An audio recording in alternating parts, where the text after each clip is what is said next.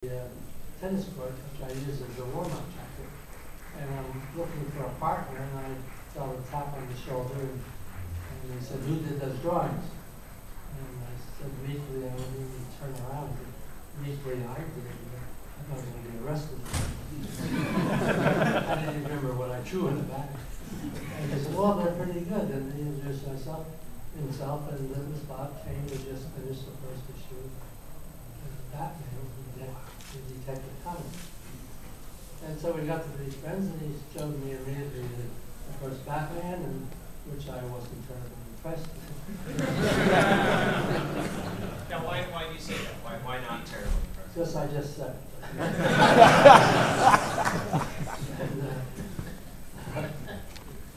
But he said, "Oh, too bad." He said, "Where are you going?" I said, "Well, I'm going to Syracuse study journalism."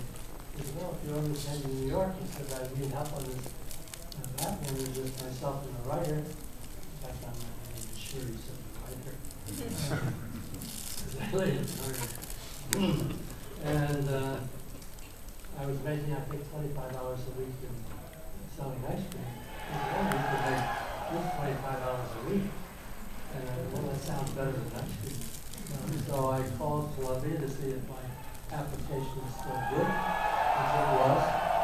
And I called Syracuse and said I'm not coming, and I called home and I told my folks I'm going right to New York. I got this job, and I was starting at Columbia instead of Syracuse.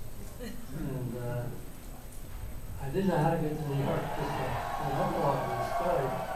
That's how serendipitous I got into this career of drawing and writing, just that chance meeting. And I didn't know how to get to New York, so the manager of the resort where I was, the hotel, said, "Well, Mr. Pierce, Jan Pierce, was one of the top tenors at the Metropolitan Opera, had just given a concert at that resort that weekend." He said, "Maybe he'll give you a ride to New York." And he said, "Okay, that's fine to meet you." Went up to a great man and some manager said, "You might be able to get me a lift to New York." He said, "Sure, kid, jump in." And a big limousine drives up, with a chauffeur, and get right back, and I ride to New York with Jan Pierce. That was my interest. He kicked me out in the Bronx, and that's my destination. Anyway, that's how I got into this weird way. So I started. That sounds like a golden age.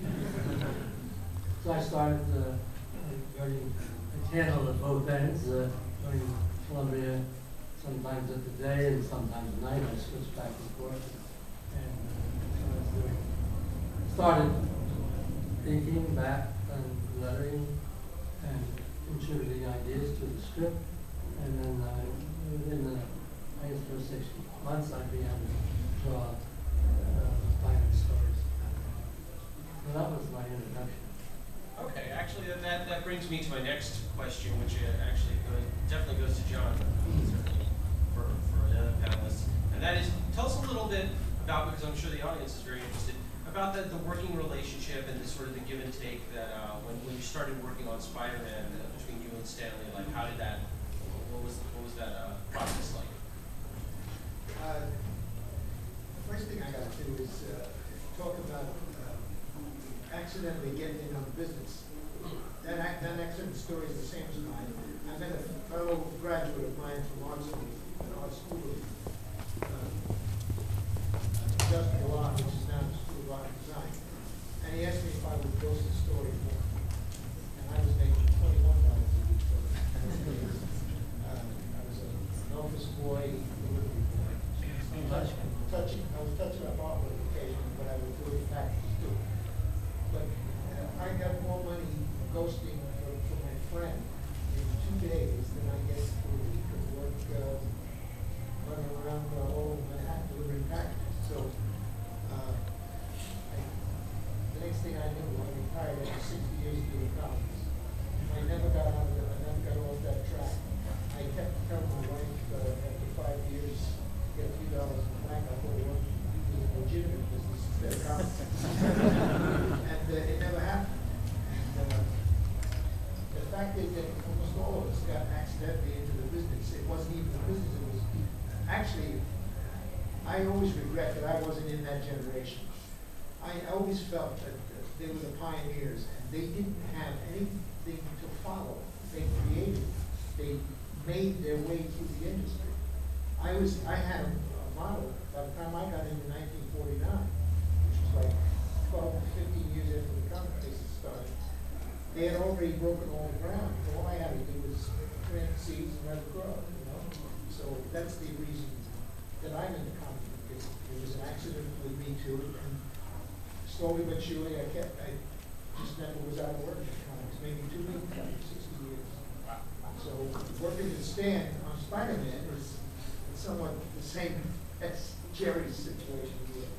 Neither one of us heard the product that we touched that had been created by somebody else. I didn't hurt Spider-Man, he didn't hurt Batman much.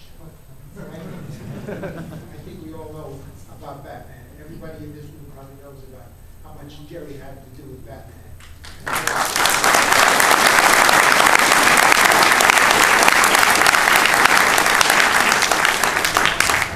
Unless there's a Bob Kane relative in the place. I also point out that we all know how little Bob Kane had to do with it.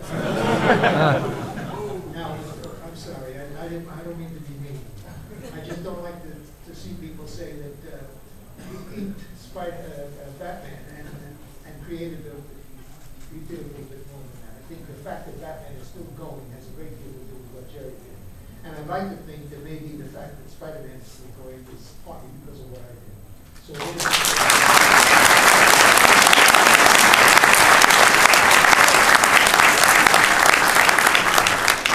give me one opportunity to talk about the other person who I think had the most to do with Batman's success, was Bill Finger.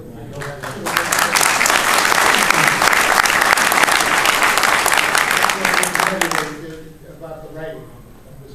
Well, Bill wrote all the early stories. He created most all the other characters. He did finish the first script on the Joker that I had created.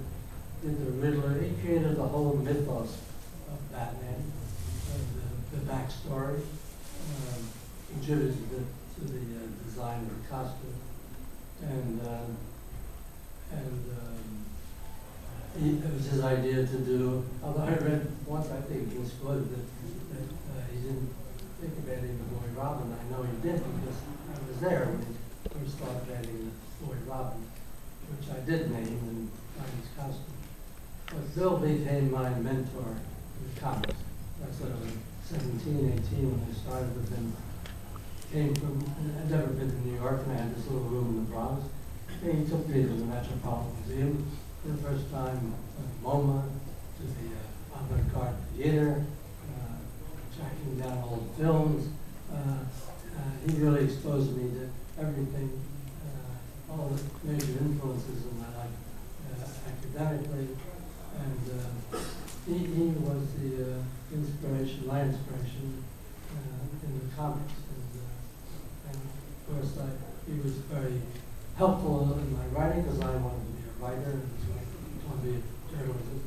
And unfortunately, I had a writing career as well. But it was Bill Finger, I think, it should have been named. Bob did acknowledge his contribution, unfortunately, after Bill passed on.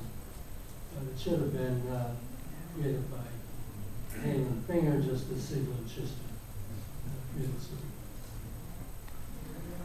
I can add one little anecdote to this. I had an uncle, his name was Nat Finger, and when I graduated high school and was casting about as to what I would do, and it was still the Depression, and I was willing to take any kind of a job, pushing a cart in the garment district or anything. And my uncle Nat said, "Why don't you go see my nephew, Bill Finger? He's in the cartoon business. Maybe he can find a job for you." And I thought that was a remote possibility, so I passed on it. But